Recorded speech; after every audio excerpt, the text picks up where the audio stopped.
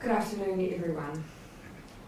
I want to begin, as I have done most days now, and start by thanking New Zealanders for the ongoing work to make sure that they stay within their bubbles and stay at home during the period that we are at level 4, and the work that they are doing to break the chain of transmission.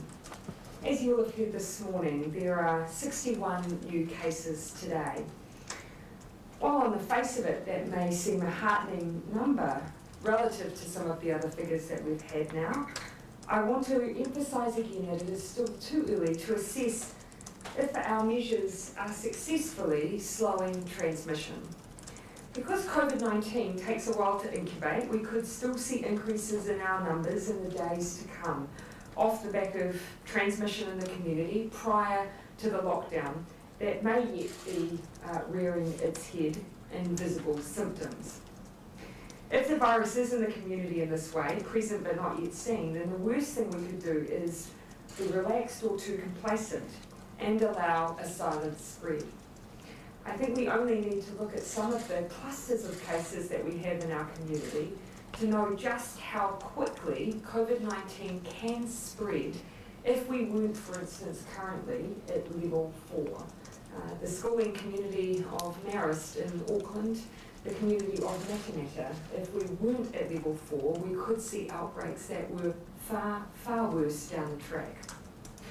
We also have a full picture of the extent of community transmission. That is why we have been so focused on increasing testing capacity, which over a period of time we've seen a 91% increase in that testing capacity, and are working to continue to build that. It is why ultimately testing being so important to obviously our officials in the Ministry of Health as well. You'll have seen that technical advisory group yesterday changing the definition for testing to encourage more tests to be undertaken. We want to know as soon and as accurately as possible how widely spread COVID is in the community so we can be confident we have it back under control and that we can keep successfully stamping out cases as they arrive. So I'll repeat as I always do, stay at home. Only go out if you need to. When you do, stay local. Keep 2 metres apart from others. Stick only to your bubble and act like you have the virus. I continue to be very aware that this is a challenge unlike any other we have faced. But rest assured, if we continue as we are, continuing applying the rules, then that gives us the best hope of being able to move into different alert levels. Work carried on in the Beehive today with the Cabinet Business Committee meeting today, virtually of course. Earlier today, you may have seen from Ministers Jones, Twyford and Parker announcements on infrastructure. Industry leaders have been asked to find infrastructure projects that are ready to start as soon as the construction industry gears up again. The aim of this is to help reduce the economic impact of COVID by safeguarding jobs and businesses as much as possible. Projects from the private and public sector, including local government, that are shovel-ready or likely to be within 6 months, will be put before ministers.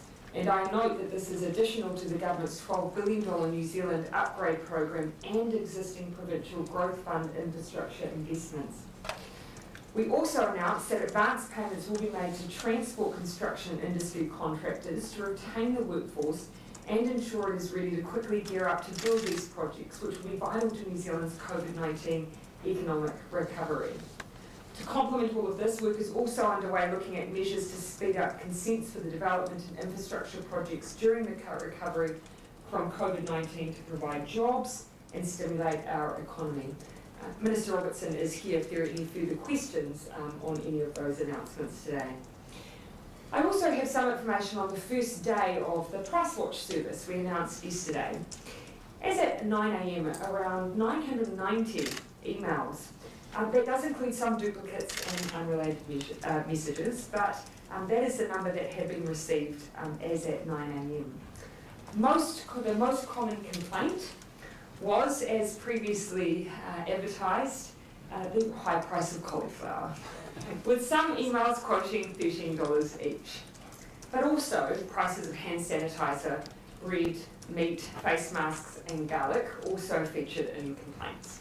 I do want to say to people that we are taking these complaints seriously In some cases, it will simply be an issue of constrained change in supply, particularly when it comes to produce, but we are investigating complaints that are made because this is a time when we want to know that New Zealanders are being treated fairly, and that's what Price Watch is all about. The process for dealing with complaints is being worked through, and as I've said, will need to be fact-checked, and we will involve traders so that they obviously have a chance to respond to some of what's being raised. Again, though, I urge everyone, shop as normal, and be kind to the supermarket workers who are there so that you can remain stocked up at home. Following up on some of the questions from yesterday on the government's recently announced $56 million support package for Māori communities and $27 million package for NGOs and community groups, today I want to give you just a few updates. The funding allocated to whānau ora commissioning agencies has been fully paid out, which has helped the agencies to coordinate 100,000 care packages, with over 11,000 delivered to date, aiming for 30,000 by the end of the week. And that's to help members of the community have access to products to ensure that they're able to meet some of the expectations during COVID-19 to keep themselves safe, particularly some of the guidelines being issued by the Ministry of Health. The investment has also helped to facilitate priority access to COVID-19 testing for vulnerable whānau such as kaumātua, and help to address immediate needs such as providing food and clothing, access to isolation accommodation and technology for educational needs. Te Puni Kokiri and the Ministry of Health are continuing to work with commissioning agencies to make sure that they are involved in the wider COVID-19 response. Of the package to support NGOs and community groups, nearly half has been allocated, that's roughly 12 million, to support essential family and sexual violence services. That includes one-off grants to the likes of Women's Refuge and other services to provide residential support to ensure women and children can move to safe accommodation or stay safe in their homes with the perpetrator removed, and an immediate $1 million boost to beef up the capacity for crisis and helpline services. Minister for Social Development, Carmel Supiloni, will have more to say on that in the very near future. And finally today, I want to thank the people who everyone at home is becoming very familiar with as you watch our daily press conferences, and that is our sign language interpreters. I know Civil Defence Director Sarah Stewart-Black issued a thank you earlier today, and I want to reiterate that, and specifically to Ellen, Jen and Melissa, who you see quite frequently, although Ellen is not here at the moment, Wenda, Rosie and Angela as well, some of the faces that you see frequently. About 4,000 to 5,000 New Zealanders are deaf and rely on New Zealand Sign Language as their first language. It is one of New Zealand's 3 official languages. And remember, their singular focus is to make sure as many New Zealanders as possible know what is going on, not just here in Parliament, but in New Zealand and around the country. And I know there's also much interpretation work going on alongside the huge increase in video conferencing as well. It is an exceptional feat and at a vital time when we need information to reach as many New Zealanders as possible. I know a few of our sign language interpreters have rightly gone viral, and I hope what will also go viral is our gratitude for the incredible role and important work that they do. So thank you. I'm happy to take questions. Prime Minister, why has the number of daily tests fallen off? Why did it fall off for a few days after last Wednesday? Yeah, so some of that will be, and I've asked the same question. So today, even though we've been providing the rolling average so that can give us a sense of our tracking over time, the 7-day rolling average for today is 1,843, but for today, it's 2,093 tests. I've asked the same question. I think, as you would expect, we do see a bit of a change over the weekend.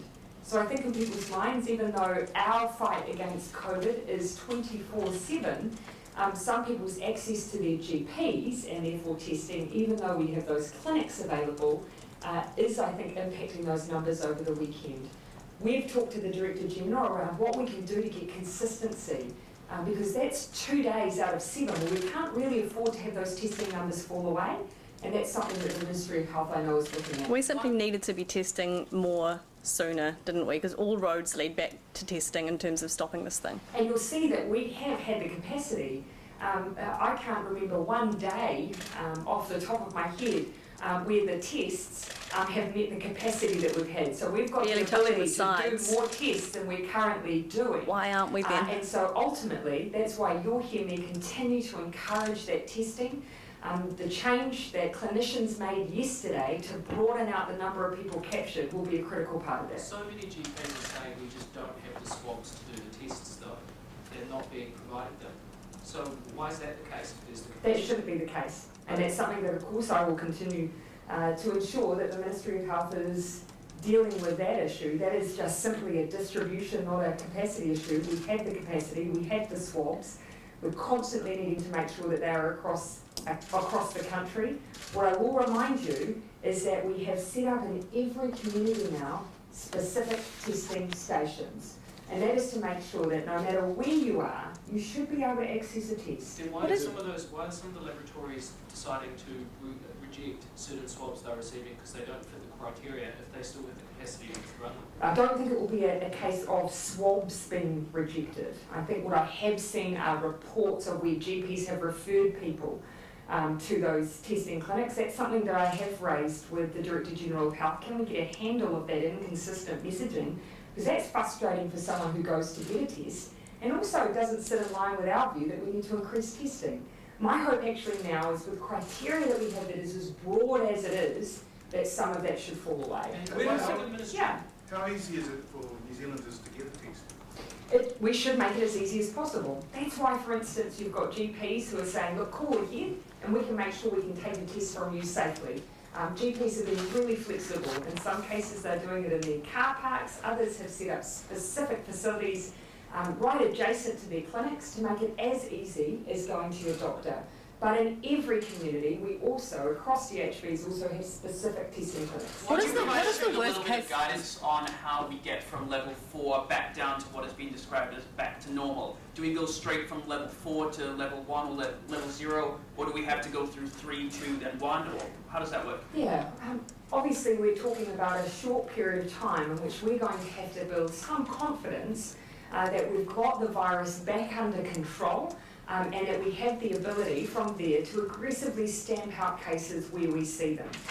We have to be prepared that we're going to have COVID in the global community for a number of months. So that means gearing up our system that whenever we see cases, we can stamp them out quickly. So getting back to level 1, would that require X amount of days with no new cases? And that's some of the specific detail that we're working with our scientists and public health officials to work through what are the criteria for getting right back down to that level.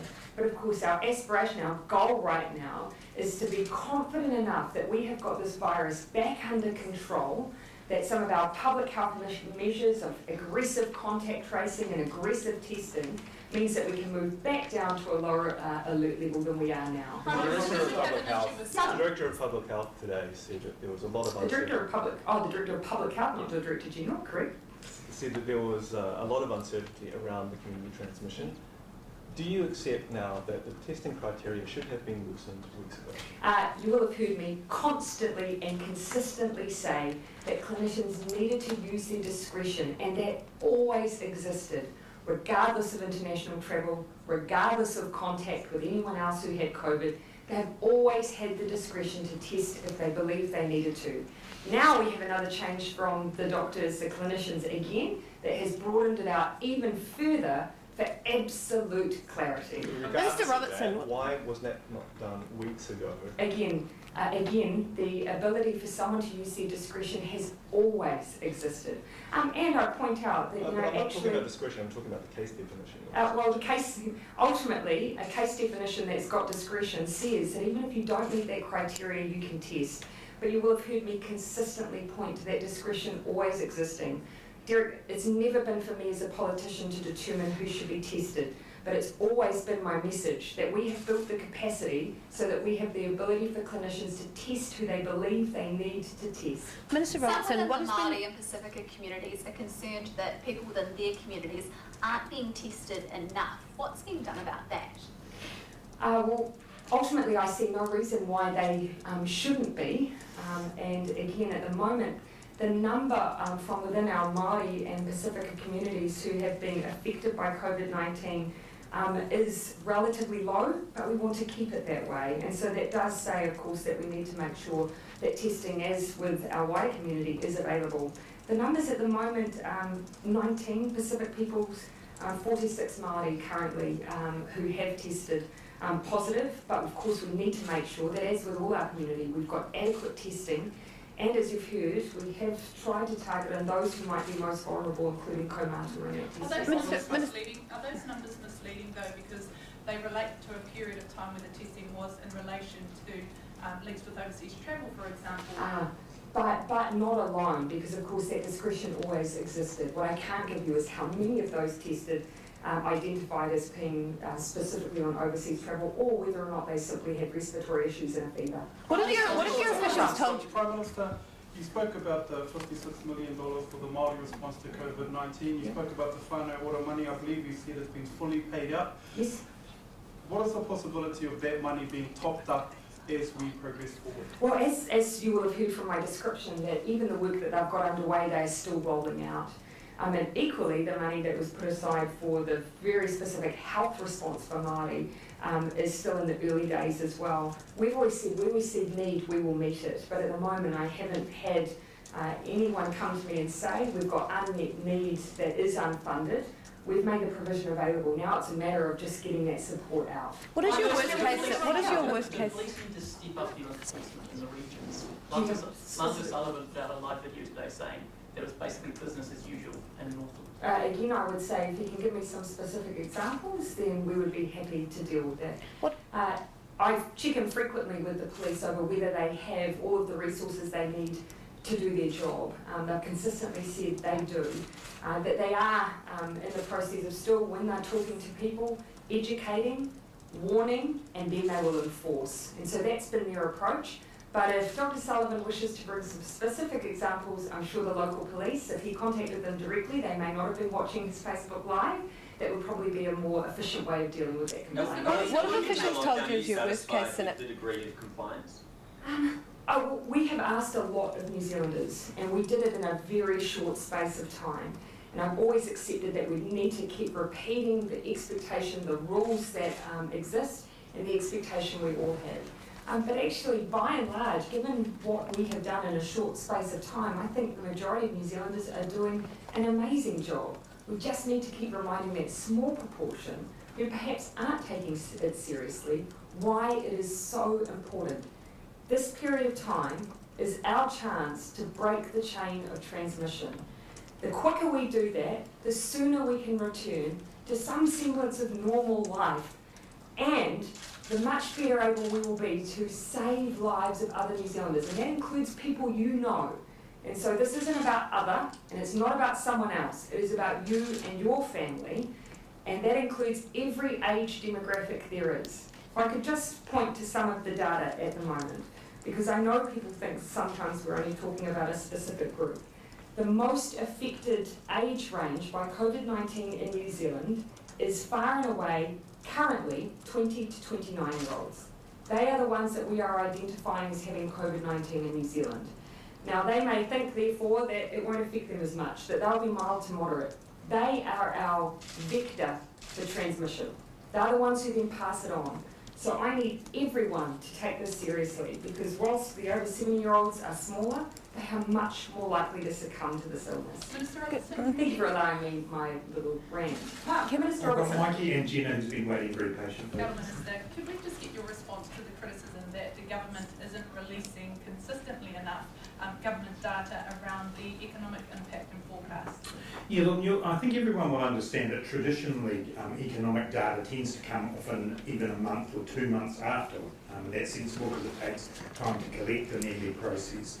We understand in the situation that we're in right now that there's a real hunger for that data, and we do need to be trying to produce it more quickly. So as I said at the Select Committee this morning, I am more than willing to look at what we can do to bring that data forward and get it available more quickly and more regularly. What I would say though is that there's a difference between the forecasts and projections that an economist who's maybe employed by a bank might do when they go on TV and the Treasury making those forecasts. Because when the Treasury says it, it becomes effectively market moving. So we've got to make sure we're putting out the most robust data we possibly can, but I accept the point that in the age we're living in now, we need to make that more regular. What is the worst case scenario that Treasury has given you in terms of unemployment? So we're still working through those scenarios, and as I said at the committee this morning, we'll be releasing more information about that as soon as we can. I think you heard the Secretary of the Treasury say that when it came to unemployment, there was, between 5% and double digits, and they were working on refining that in terms of unemployment. We've seen the idea that maybe GDP would drop by around 17%. Those are the sorts of scenarios they're working through. But you'll understand we're updating that data constantly to be able to put ourselves in a position to say with absolute certainty, to the extent we can, what that data will be. When she says, can I just do a follow-up, guys? Sorry, we'll finish Jen's line of questioning and we'll come over to you. Thank you. When she says double digits, is Treasury in line with other economists that say it could go up to 30%? Yeah, look, I think that's an extreme prediction, that 30% one. We've got ranges of 8 to 30 from economists, and probably all that tells you is that making predictions is really hard at the moment. The iwi Chaz Forum wants the Defence Force called in to manage checkpoints on the East Coast. Are you open to that? As I understand, actually, my latest understanding is that Wally Homaha, our iwi liaison with the New Zealand Police, has been working closely with some of the communities on the East Coast. And so I've had no suggestion that that isn't an issue that isn't being able to be managed with the community on the ground and the police.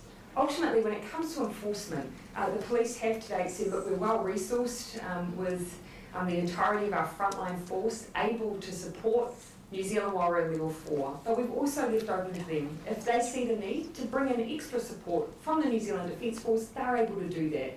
But they're the ones on the ground, they're the ones that see the need, so we're allowing them to make some of those judgment calls. Prime Minister Robertson, this morning you were also talking about a sort of commercial rent relief package. Could you just give us a little bit more detail as to what that might look like? Well, we're in discussions at the moment with, among others, the Property Council around that, along with commercial landlords, tenants and businesses. What we want to do is make sure that there's nothing in the way of the good arrangements that are being made currently between landlords and tenants, where I think people are making sensible decisions in a lot of cases. But where we are seeing gaps, we want to be able to address that. Clearly, we've already moved around residential rents in terms of freezing increases and looking at stopping evictions. So we have to think about how we model consistently, but also treat those people who will be in businesses that should ultimately be able to carry on once we're through this period, to be able to get there. So we'll have something more to say about the detail of that in coming days. Prime Minister, can I ask a question about... Does the government have a position, or is it looking at bailouts or financial support packages for companies providing essential services that are at risk of collapse? And talking about news media in particular, there's been some bad news in the last week from a number of companies. Yeah, I mean, today I talked about the unit that's been established in the Treasury, which is around large businesses and network critical businesses. That's bringing in outside expert advice from the commercial sector around what kind of things the government could do. So that could range from anything from loans through to potential equity purchases and so on as well. We're acutely aware that those network critical businesses and sectors like aviation or tourism, we can see where the impacts are. In a lot of other areas, the large businesses are fine. If you think about supermarkets in themselves, telecommunications providers, for example. The media is an area where that sits within, I think, a broader set of recovery packages that we're going to be working on over the medium term. It's very important we continue to have media in New Zealand that represents a broad range of voices. Clearly, this is a hugely challenging period for the media sector, which was already under pressure before we got into the situation. So we'll work our way through what that might look like.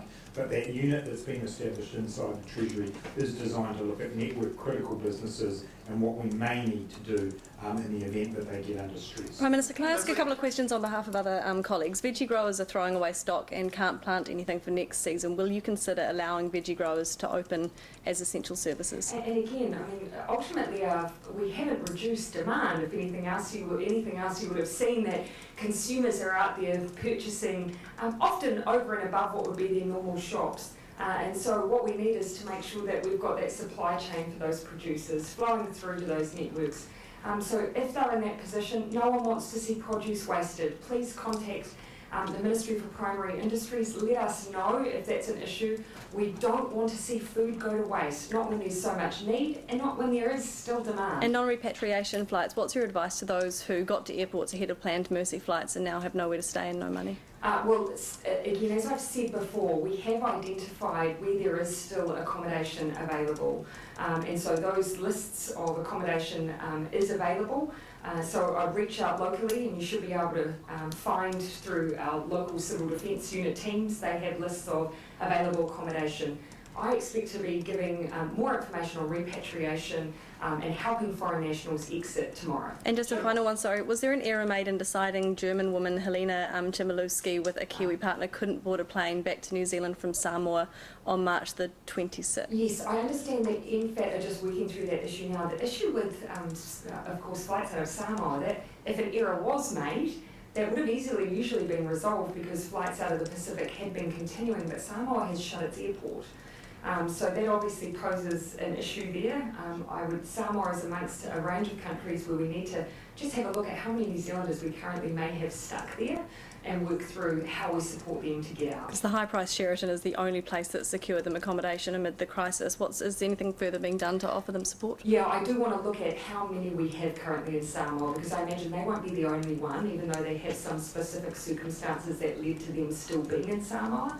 But as I say, their airport has been closed for traffic both ways, so it means getting New Zealanders out has been an issue, and I know there is more than one person stuck there, so that's something that NFAT's still working through. Does the government have a list? Last couple of questions. Does the government have a list of infrastructure projects, and if so, what are they? That's the list that's been compiled, so that's exactly the work that's underway. Mark Binns, who's the chair of the Crown Infrastructure Partners organisation, is leading the work with Ministers Jones and Twyford, hoovering up ideas from the private sector, from local government, from government agencies that we can look at as we move into a recovery phase to bring forward. As the Prime Minister said, that's on top of what we're already doing with our $12 billion infrastructure package, and I can assure you there's been no shortage of ideas emerging even just since this morning. Prime Minister, can I ask you about clusters? Is the government going to commit to giving the public some detail around where clusters are happening? After yesterday accidentally revealing the family names, the website now doesn't even name the rest home where the COVID cluster is. So but obviously we don't want to go into a level of detail. We'll be giving away people's private information. But you will have seen that we have been providing actually a reasonable degree of information about where we have those clusters. At the moment, the Ministry of Health is just making doubly sure that they're not putting out identifiable information, but we will continue to provide as much as we can. How likely is it that we will see random testing within the community? So what we're working on at the moment, you would have heard our Head of Public Health talking about this today, I believe, that where we, for instance, have areas in our, across the country within DHBs where testing has been low, making sure that we have enough data and enough information to really make a clear judgment that we actually don't have community transmission there and that we might be in a position, for instance, to change the alert levels for those different regions. To make those calls, we need to make sure we have enough tests. So they're working through how do we do that if to date we haven't had much testing because there haven't been many cases. What would you say to a company that's telling people arriving from overseas and then going into self-isolation if they have a suitable plan? I wouldn't call it high trust, but yes. It's been called a high trust model at the Select Committee yesterday anyway. Why are we not quarantining those people? And David Clark also talked about active conversations about these apps to track people in those situations that have been used in other countries overseas. Are we looking at that here as well? Other countries have used things like that. Other countries have used systems that we say for our correction system. So there is a range of models internationally. What I first and foremost would say is that actually we have had people self-isolating in New Zealand since the beginning of February, successfully. And it has been successful, and you can see that actually from where we are now, the fact that we had over 10,000 people come back and self-isolate. So that has worked, and the vast majority of New Zealanders are doing what they're asked to do. What we're doing at the border, though, is not just a high trust model. We are screening people. Over 1,000 now are being held in what we call approved accommodation. So they're essentially being quarantined because they don't have an adequate self-isolation plan. We also have some who are strictly in quarantine because they're symptomatic. So we have really stepped up what's happening at the border. There are still some people who are going home, and we are checking also on people who are self-isolating who've returned from overseas, and the police are part of that, so is Immigration New Zealand. What would you say to a company that's what would you say to a company that is asking employees to clear all outstanding leave, and if they don't agree to that, then the company will look at using the Holidays Act to require them to? So it's very clear, you cannot compel somebody to take leave in order to get the wage subsidy scheme. What the law allows for as a minimum is 14 days notice to ask somebody to take annual leave. That is the law as it stands today. Obviously our preference is for people to get the wage subsidy scheme and get it as soon as possible. But people cannot be compelled to take annual leave so that they can get access to that scheme. Okay, down the back. Just in terms of using Zoom, an IT security expert has raised concerns due to international reports suggesting that Zoom doesn't provide full end-to-end encryption. Are you, or is anyone looking into this given the fact that they are being used for cabinet meetings? Yes, so we've already received advice that there are certain pieces of information, certain agenda items that we just will not discuss on Zoom. And that's because Zoom really, in our equivalent system, covers us up to restricted level, but nothing above that. So we are acting cautiously. There are some items that we won't take on our agenda, in line with the advice that we've had from officials in New Zealand. Ultimately, also, we're acting cautiously on distribution of details for calls and so on. And passwords. And passwords. If that's okay. Last one, yeah, go ahead. In Southland, the DHB has the highest confirmed counts in the country.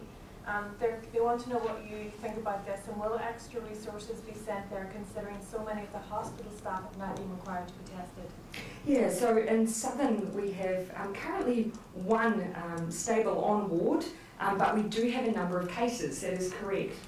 This is something we were just looking at today, and again it demonstrates the impact of what happens if we have outbreak.